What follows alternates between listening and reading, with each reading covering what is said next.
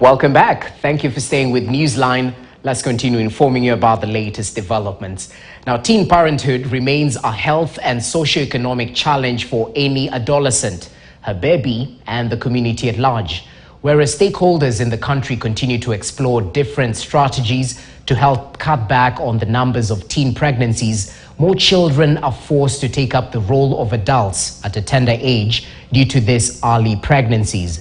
In Kilifi County, a group of youth has set out to help tame the surging numbers by bridging the gap of information on sexual reproductive health among teenagers in a bid to help equip them with much needed knowledge and skills in this crucial stage of life. Gloria Milimu with the latest. It is the end of the year where 104 women and 3 men graduated after 2 years of studying Swahili and Rendille languages. The Rendille women in Kor were all adorned in cultural regalia to celebrate this important day in their lives that they have been empowered to read and write despite most of them being mothers. I thought it was just maybe a ceremony of graduation of about maybe 20, 30 people. But to get 104 graduates in 1 year, I mean, that is something that should be celebrated all over the country in Kenya. Today we have graduated 104 adult literacy graduates who have been studying in our program, some for 2 years, some for 1 year. The ones graduating with Swahili have been with us for 1 year after doing 2 years of Rendille language. Adult literacy, commonly referred to as masomo ya gumbaru, had gained traction in the recent past, and it has shown that when women are empowered with education, even their children tend to benefit more, as the mothers can run businesses and even help their children with their homework. All the students that are going through our program are coming from Rendille villages, some walking a distance of 10 to 14 kilometers one way, and they saw the need of education. Some are coming from Namare village, some are coming from Dadabo. Because every form of literacy, whether it's financial literacy, economic literacy, biblical literacy, has to have a start at the basic literacy, which means the guy or the lady has to know how to read, how to write.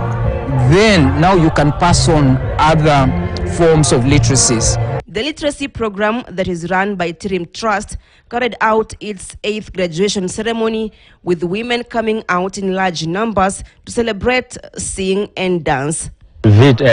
Shida za uhalifu zitapungua kwa sababu watu watakuwa wakijiweka katika madarasa ama kusoma, na hawataweza kuwa na nafasi nyingine ya kuweza kujishughulisha na mambo ambayo haifai katika jamii.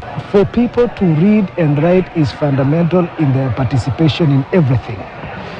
Starting with matters governance, when you are talking about issues of politics, issues of development, people must be able to read, write and communicate.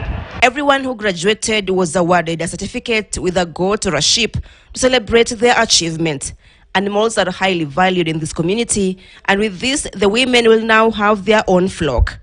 We are so excited, especially when we are able to establish that people here are able to read and write in their own language, and by that they are able to engage the Word of God. This is really going to strengthen the church. We caught up with one of the women after the graduation ceremony. She was full of gratitude for the literacy program. Samani sijui kuandika na kusoma. Na sahi najua kuandika, nasoma kitabu. As the Rendille women graduate from the literacy education program, they hope that they will be able also to learn other languages like English, and the knowledge they have gained will open many doors for them. Belden Waliaula, KTN News.